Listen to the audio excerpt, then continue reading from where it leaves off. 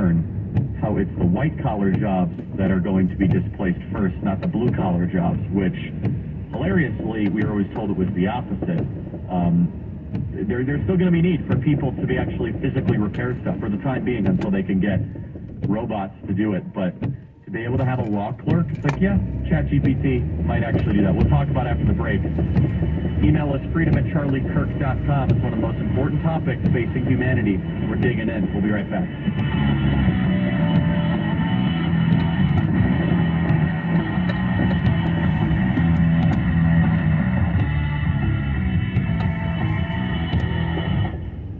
Are you paying too much for your health insurance? Are your deductibles too high?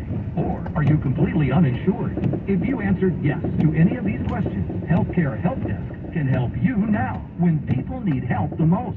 Health insurance laws and rules have changed. If you have Obamacare, are uninsured, or your premiums are too high, call Healthcare Help Desk. It's free. New healthcare plans are available, and you may qualify for dental coverage and lower copays and deductibles. Make the free call now. Top quality coverage at the lowest prices anywhere. You may be paying too much and not even know it. In these troubled times, healthcare is more important than ever. Don't let another day go by without health insurance. Policies are being offered with very low copays and deductibles. So if you're uninsured, underinsured, or paying too much, call Healthcare Help Desk. 800-421-3277. 800-421-3277. 800-421-3277. Oil investments involve a high degree of risk and actual results may vary. Oil keeps going up. Hedge against inflation and the downturn in the stock market. Get in on the next major oil boom now and help make an investment that can potentially pay you monthly income for up to 20 or more years. That's the sound of a producing oil well and the sound of a smart investment. If you are an SEC accredited investor, you can take advantage of Encore Energy's projects. The U.S. government needs your investment in oil, and you are allowed to write off on your taxes nearly 100% of your investment this year. Goldman Sachs is projecting oil to go up to $150 a barrel. Call 1-800-544-1221. Encore Energy is a very active oil and gas operator in its core area of operations. Call now and learn how to deduct 100% of your investment and create 20 or more years of potential monthly income. Call 1-800-544-1221. Encore Energy. For 1221. Is God obsolete? Do you think religion is good for the world? It only causes troubles and war. Our culture is shifting ever closer to atheism, or irreligion. Today, the fastest growing religion is no religion at all. Our fight in this world is not against Islam, it's against religion. This is Kevin Sorbo. In the new movie Irreligious Nation, my family and I traveled to Israel to explore our faith and examine how lack of religion, disconnection, and cynicism affects culture and society worldwide. Should we be paying any attention to faith? Is faith important? If God exists, is he even relevant today? Is there really objective truth? Or is it true to say everyone has their own truth? Why are we losing our religion? You may need to read the Bible, but I know right from wrong. These people who say, I don't need faith, I can be a good person. Can they? Does religion even matter? Watch Irreligious Nation at salemnow.com. salemnow.com.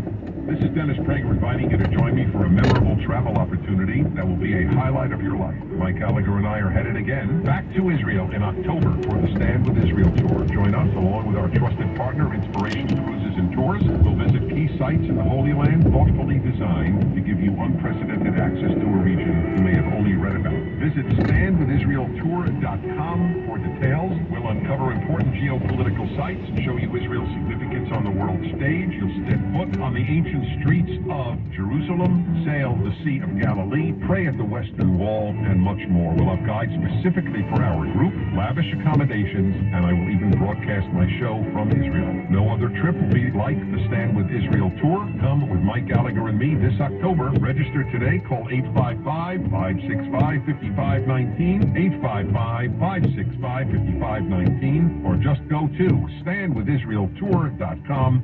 standwithisraeltour.com. What aren't we being told about the COVID-19 scenario, about covert climate engineering operations that are wreaking havoc with weather all over the world, about the totality of unfolding and accelerating global environmental collapse? If you're willing to face and investigate shocking, verifiable realities that mainstream media sources and their distract and divide talking heads will never tell you, tune into the commercial-free, non-political Global Alert News Hour, Sunday, 4 p.m. on AM 860, The Answer. This is Dane Wigington from geoengineeringwatch.org. With SRN News, I'm Keisha Stevens. President Biden plans to rely on an army of online influencers for his re-election campaign should he decide to run, and they could have their own briefing room at the White House. This according to Axios. It's an effort to increase support among younger voters and those who do not follow the social media accounts of President Biden, the White House, or the Democratic Party. Public outrage continues to grow over Bud Light's partnership with a man who dresses like a woman and at times also dresses like a little girl. And now representatives from Budweiser have canceled an event featuring the Budweiser Clydesdale horses. The horses were scheduled to appear at several events in Springfield, Missouri sometime this week to promote the Budweiser brand, but now the events are canceled due to safety concerns for their employees. The company did not elaborate on why employees were at risk. This is SRN News.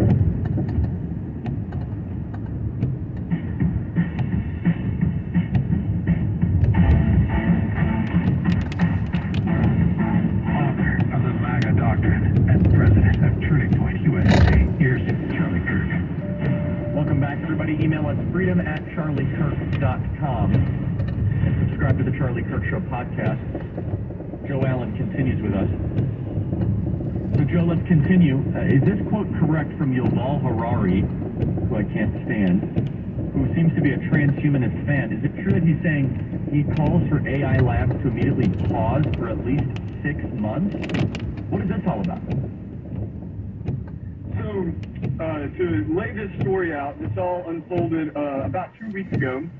You had the Future of Life Institute, which is ultimately composed of mostly transhumanist-leaning individuals, release an open letter calling for a 6-month moratorium on any AI system above the level of GPT-4. Now, the signatories include Max Tegmark, author of Life 3.0 and one of the co-founders, Stuart Russell, a computer scientist, and then, of course, Elon Musk and Yuval Noah Harari, along with, I think, now up to 2,000 other AI experts. And the dangers that they point out are the media and the internet environment being flooded with disinformation, which I think is a very real danger. They point out the loss of jobs, mass loss of jobs, including fulfilling jobs, which I think is a... Goldman Sachs just put out a report where they estimate 300 million jobs to be lost worldwide due to AI, for instance. And then finally, they worry that human beings will lose control of civilization. And I think that even if artificial intelligence doesn't even go any further than it is now, what you will end up with, where we're already going, is that most of us are losing control of our civilization. And that power, the power of the direction of our civilization, lies in the hands of technocrats, tech corporations, government and military institutions that have little to no regard for our wants, our will, and our needs.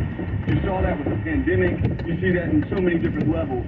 So Yuval Noah Harari signing on to that really doesn't surprise me. I have a much more positive view of Yuval Noah Harari than most, even if I disagree with him profoundly on the very basics of what reality is. I think that he is oftentimes, his warnings are oftentimes ignored in favor of his sort of provocative and especially the sort of vicious anti-religious rhetoric that he puts out. But it doesn't surprise me that he signed that. And it was in response to that letter that very same day that Eliezer Yudkowsky from the Machine Intelligence Research Institute published that Time magazine op-ed saying, "It's not enough, the machines will kill us all." And if you'd like, Charlie, I can go into what those specific paths are, or we can move on. So please do. Up to you. Keep going.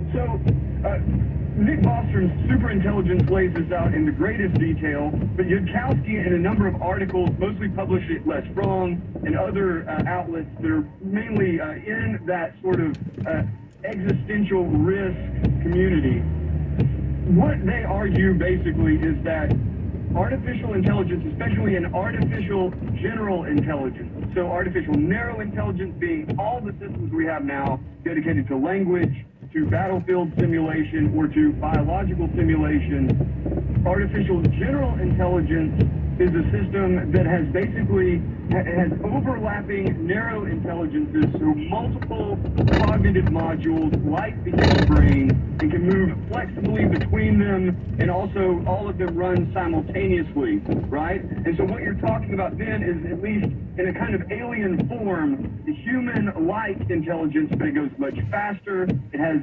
infinite memory, basically, and it's able to look at much larger amounts of data. And so the risk, the existential risk to humanity, as these guys put it forward, is that that system will be programmed with, or will emerge, it will develop a will of its own. It will have a sort of, the desire for self-perpetuation, and because of that, it will be an evolutionary competitor with human beings. Or, worse, if there are multiple such systems, they will be evolutionary competitors with human beings. And because it's an artificial intelligence sitting on a server or sitting in the cloud, potentially it can be replicated indefinitely, so that you end up with thousands, millions, billions of these super intelligent AIs.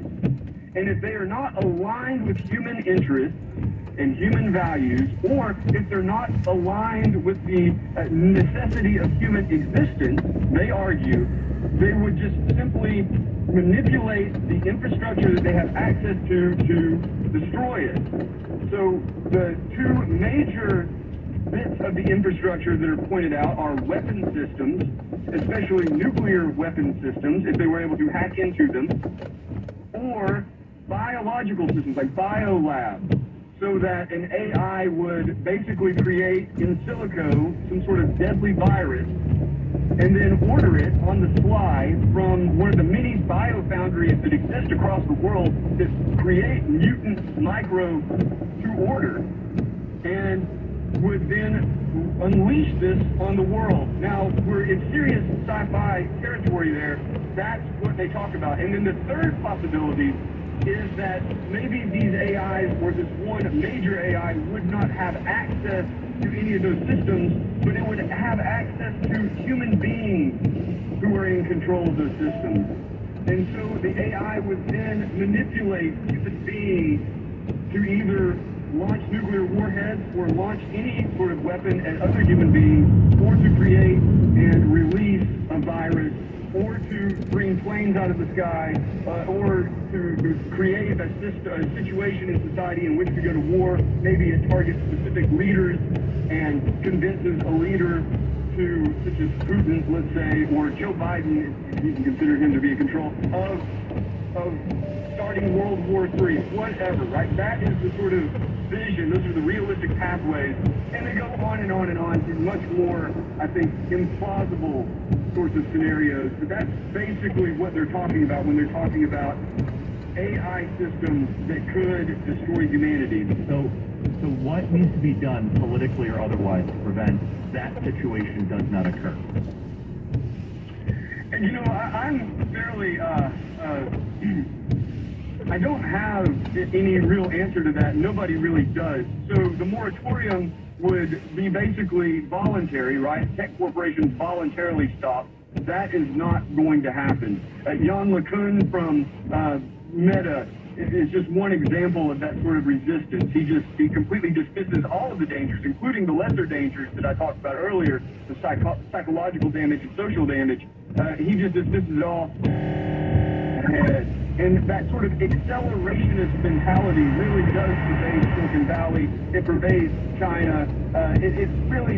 There's no stopping it on a voluntary level. No one's going to stop, especially military organizations. The U.S. military, Chinese military, they're not going to stop. So the second option brought forward by Yudkowsky, the U.S. puts a hard stop and basically seizes all large GPU clusters in the U.S. and then signals to China, if they don't stop, perhaps there's going to be a major problem. And he goes as far as to say that once this sort of ban is in effect, if you suspect if intelligence has any sort of indication that an advanced AI is being trained on foreign soil, it should launch an airstrike, even if that means nuclear war, because in his mind, artificial intelligence is more dangerous. So politically, I think there's no immediate solution that I can see.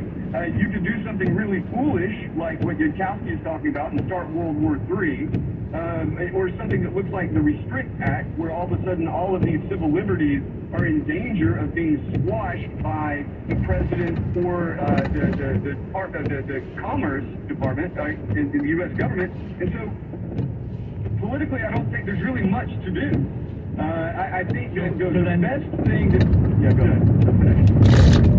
I think the best way to think about this is that all of us, human beings, are under threat from these systems, not necessarily because the systems are going to kill all of humanity, but because these are systems of technocratic control.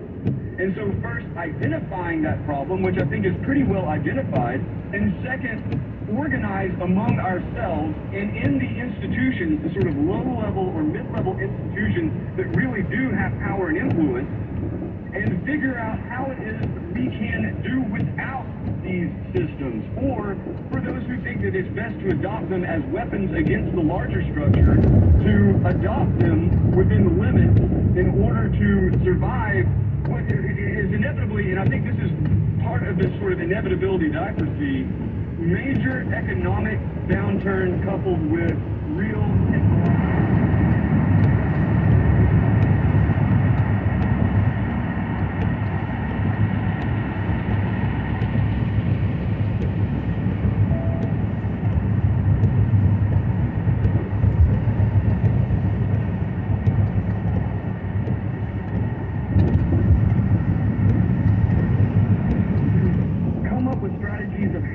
remain outside of those systems so your kids aren't being raised by AI bots, so that your job is not under threat by those bots, and you, maybe as an employer, make the decision, I am not going to replace humans with artificial intelligence.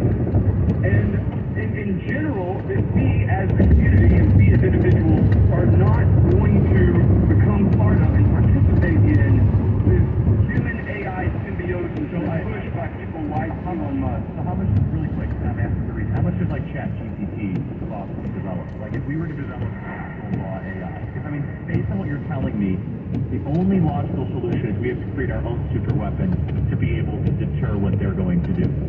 We just can't hope it's going to get better politicians when they do nothing. So why don't we just develop our own with the proper human controls to do good, but anchor it in reality? Is that a crazy idea? It's a very common one. It's one that I fear has all of the temptations that, as much as I hate to go there, the Ring and the Lord of the Rings, it has all of the temptations, but I do think that it's a reasonable response, and a lot of people on our side will be doing that, and so the sort of logical pathways towards that should also be on the table, in my opinion. Although for me, Charlie, I will admit, I'm a Luddite by instinct, and I do think that the more we distance ourselves from this while not losing financial power, I think we should ban this stuff completely. It just seems scary. At the same time, it's exciting to be able to find pattern recognition in tumors for kids that are dying unnecessarily right now in children's hospitals. Like that actually